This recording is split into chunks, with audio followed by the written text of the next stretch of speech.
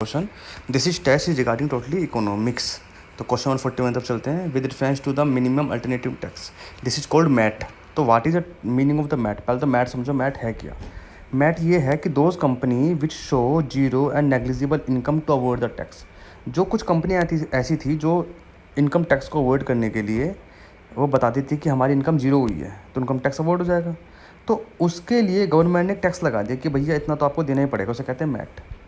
ठीक है, तो MAT such companies are made liable to pay government this percentage of the tax, this is called MAT. पहली बात समझ में आ गई।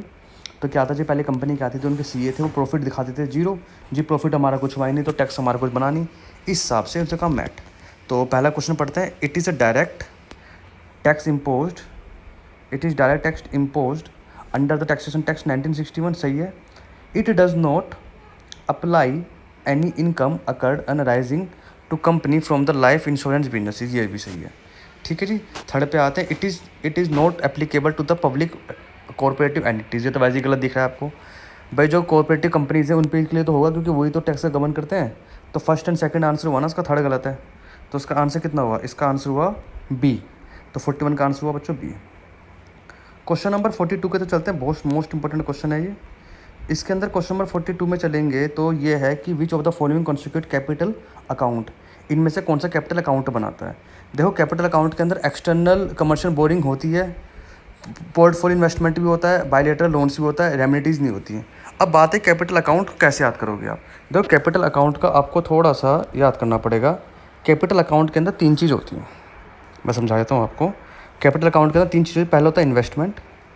अब इन्वेस्टमेंट, एक होता है इन्वेस्टमेंट, एक होता है एक्सटर्नल बोरिंग जो बाहर से पैसा है, और एक्सटर्नल असिस्टेंस। तो तीन चीज़ हो गई, एक तो इन्वेस्टमेंट हो गया, एक्सटर्नल बोरिंग हो गई और एक्सटर्नल असिस्टेंस हो गया। एक्सटर्नल असिस्टेंस क्या होता है भाई? जैसे गवर्नमेंट को एड मिली, inter government multilateral bilateral loans मिला, उसे कहते हैं एक्सटर्नल असिस्टेंस। गवर्नमेंट ने कहीं से लोन ले लिया, एक्सटर्नल कमर्शियल बोरिंग कर लिया शॉर्ट टर्म के लिए, उसे कहते हैं एक्सटर्नल बोरिंग करना। इन्वेस्टमेंट, इन्वेस्टमेंट हमारा दो तरह का, डायरेक्ट इन्वेस्टमेंट और एक होता है पोर्टफोलियो इन्वेस्टमेंट। डायरेक्ट इन्वेस्टमेंट क्या है? एफडीआई है, इक्विटी कैपिटल है, री इन्वेस्टेड है, earning from the other capital flows है, ये होंगे। और जो पोर्टफोलियो उसमें क्या है? एफआईआई है, फॉरेन इन्वेस्टर्स है ना, वो होंगे हमारे पास। तो ये है हमारे पास, या ऑफशोर फंड्स कहते हैं। तो कैपिटल अकाउंट के अंदर तीन चीज़ होंगी, इन्वेस्टमेंट दो तरह का, डायरेक्ट इन्वेस्टमेंट और पोर्टफोलियो इन्वेस्टमेंट। दूसरा है एक्सटर्नल बोरिंग, तीसरा है एक्सटर्नल असिस्टेंस।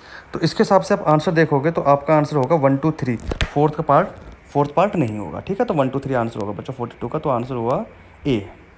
तो 42 का आंसर कितना हो गया? ए हो गया। अच्छा क्वेश्चन है, वो दिया। 43 पर चलते हैं। Which of the following can occur in economy of the India due to the deficit financing of the government, government के द्वारा डेफिशिट फाइनेंसिंग के द्वारा इकोनॉमी पे क्या क्या होता है? Rise in the employment rate, सही बात है, इन्फ्लेशन होगा, सही है। Increase in the money supply, ये भी होगा, और इंक्रीज प्राइवेट इन्वेस्टमेंट, ये भी होगा। तो 1 2 3 4 चारों के चारों होंगे, आंसर होगा बच्चों डी। कॉमन क्वेश्चन है, कोई बड़े क्वेश्चन नहीं है। क्वेश्चन नंबर 44 पे चलते हैं। रिवेन्यू डेफिशिट, अच्छा रिवेन्यू डेफिशिट क्या होता है? देखो, जो पैसा, जितना पैसा हमारे पास आता है और जितना हमने खर्च करते हैं उसको माइनस करते हैं। तो it is a gap between the consumption expenditure of the government and it is revenue, current revenue. जितना आया, जितने में से खर्च करा, जो बचा उसे कहते हैं। पर लेकिन ऐसा होता नहीं है, हम ज़्यादा खर्च करते हैं और आता हमारे पास कम है, इसलिए एक्सपेंडिचर माइनस रिवेन्यू होगा, इसे कहेंगे रिवेन्यू डेफिसिट। तो आंसर हमारा जो फर्स्ट है वो सही दिया हुआ, फर्स्ट है। It is a gap between consumption expenditure of the government and it is current revenue. ठीक है, तो फर्स्ट और पार्ट सही हो गया। सेकंड है effective revenue deficit, ERD. ERD, देखो ईआरडी पहले सुन लो क्या होता है। ईआरडी में क्या होता है कि जिसके अंदर से एक्सपेंडिचर में से माइनस कर देते हैं grants for the creation of the capital asset, वो पैसा माइनस कर देते हैं जिसमें से हम कैपिटल एसेट्स को बनाने में खर्चा करते हैं। तो ईआरडी बहुत इंपॉर्टेंट है, बता दिया मैंने पहले आपको। ERD is equal to expenditure minus grants for creation of the capital asset. तो अब सेकंड पढ़ो आप। तो ERD does not take the account those expenditure in the form of the grants of the creation. तो गलत लिखा है ना, इसमें नोट नहीं होना चाहिए, इसके अंदर नोट नहीं होना चाहिए सेकंड वाले के अंदर। तो फिर आपका टॉपिक लाइन सही है। तो फर्स्ट सही है, सेकंड गलत है, तो उसका आंसर होगा ओनली 1। 41 का आंसर है ओनली 1। ठीक है जी, चलिए 45 पे चलते हैं। ये टॉपिक है consider the following statement regarding the trustee bill. Trustee T bills, देखो टी बिल्स पहली बात तो शॉर्ट टर्म बिल है, पहली बात तो याद कर लो। शॉर्ट टर्म का बिल का मतलब क्या, जिसकी लिक्विडिटी 364 दिन की होती है, 364 डेज तक होती है। तो फर्स्ट लिखा है कि लॉन्ग टर्म, तो पहला तो गलत हो गया। अच्छा 3 इसके अंदर हमारा SLR और CRR कंपलसरी होता है, सेटिस्फाई होता है। तो they satisfy the CR and SLR requirement of the banking institution that investment invested in them. तो सेकंड सही है, तो उसका आंसर हुआ ओनली 2, ओनली 2। तो 45 का आंसर हुआ बच्चों बी। ठीक है, अब 46 पे आ जाओ आप। As per the guidelines of the guidelines, RBI guidelines के द्वारा an non performing asset as a loan.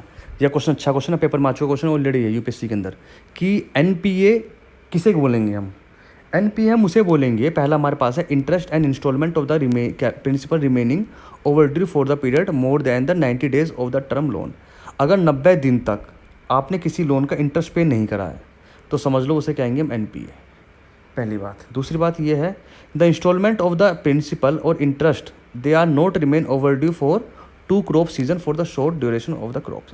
मैं कहने का मतलब ये है कि 2 क्रॉप के सीज़न है, अगर वो निकल गए और जब तक किसी ने ना तो प्रिंसिपल पे करा है ना इंटरेस्ट पे करा है तो उसको भी NPA बोलेंगे। ये जो लाइन है ये किसानों के लिए बोली गई है, ऊपर वाली बोली गई है हमारे जैसे लोगों के लिए जो हम लोन वोन लेते हैं, मतलब मिडिल क्लास फैमिलीज़ के लिए।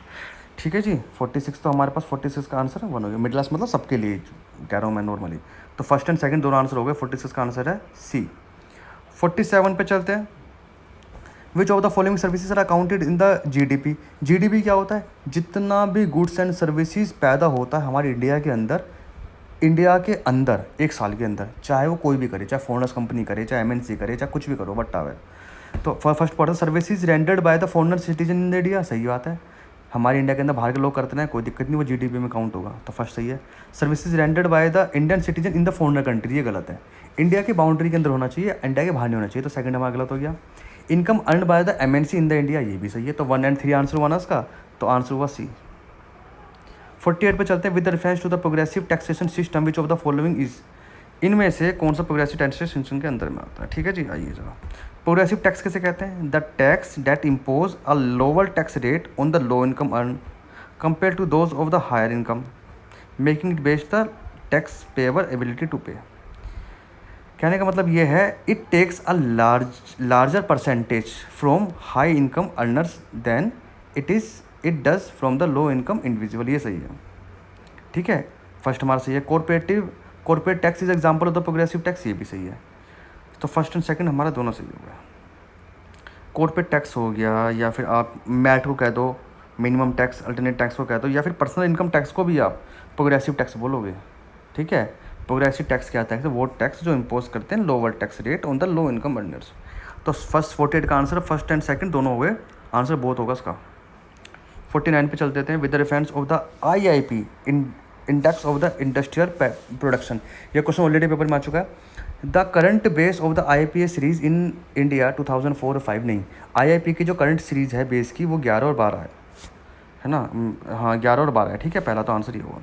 Second, is compiled and published every month by the CSO हर महीने निकालता है, ये भी सही है। Electricity has a least weightage in the IIP, electricity की जो वेटेज है वो सबसे कम है। ठीक है, तो अच्छा हम देखें, जो IIP को हम 3 भाग में डिवाइड करते हैं, मैं समझा देता हूँ आपको IIP के बारे में। IIP को हम 3 भाग में डिवाइड करते हैं, एक करते हैं माइनिंग, एक करते हैं मैन्युफैक्चरिंग और एक करते हैं इलेक्ट्रिसिटी। तो सबसे जो कम है वो है इलेक्ट्रिसिटी, इससे ऊपर है वो है माइनिंग, और सबसे ऊपर क्या है, मैन्युफैक्चरिंग। तो इसमें कहा है कि इलेक्ट्रिक सबसे कम है, तो ये सही है। ठीक है, तो सेकंड एंड थर्ड आंसर हुआ उसका C। आइए जी, क्वेश्चन नंबर 50 पे चलते हैं। क्वेश्चन नंबर 50 बहुत अच्छा क्वेश्चन है, ये नॉलेजेबल पर क्वेश्चन है अच्छा सा। विच of the following is following form of the component of the micro viability index, MVI किसे कहते हैं। देखो 2014 और 15 का, जब अभी 2014-15 के अंदर फाइनेंस मिनिस्ट्री ने इसको MVI को लॉन्च किया था। इसने कहा था कि भाई हम जो इन्फ्लेशन है 1, करंट अकाउंट डेफिसिट है 2 और फिजिकल डेफिसिट है, इन तीनों को मिला के बोलेंगे MVI। Physical deficit, current account deficit और रेट ऑफ द इन्फ्लेशन को बोलेंगे हम क्या, माइक्रो वल्नरेबिलिटी इंडेक्स। तो इसका आंसर हुआ 2, 3 और 4। तो 2, 3, 4 आंसर कितना हुआ, B हुआ। तो यहाँ तक क्वेश्चन आपको समझ में आ गए। तो कितने हो गए क्वेश्चन हमारे, 50 हो गए। अच्छा मैं आपको बता दूं करंट अकाउंट के बारे में। पहले करंट अकाउंट सुन लो, करंट अकाउंट इंपॉर्टेंट टॉपिक है। करंट अकाउंट को हम 3 भाग में डिवाइड करते हैं, गुड्स, सर्विसेज और पेमेंट। करंट अकाउंट का जो हमारे पास जो पैसे आते हैं, जो सारा जो ट्रेड होता है वो होता है गुड्स के अंदर, सर्विसेज के अंदर, पेमेंट के अंदर। गुड्स में दो तरह के होते हैं, एक्सपोर्ट ऑफ द गुड्स और इम्पोर्ट्स ऑफ द गुड, पहली बात। सर्विसेज के अंदर दो पार्ट होते हैं, net factor income, net non factor income.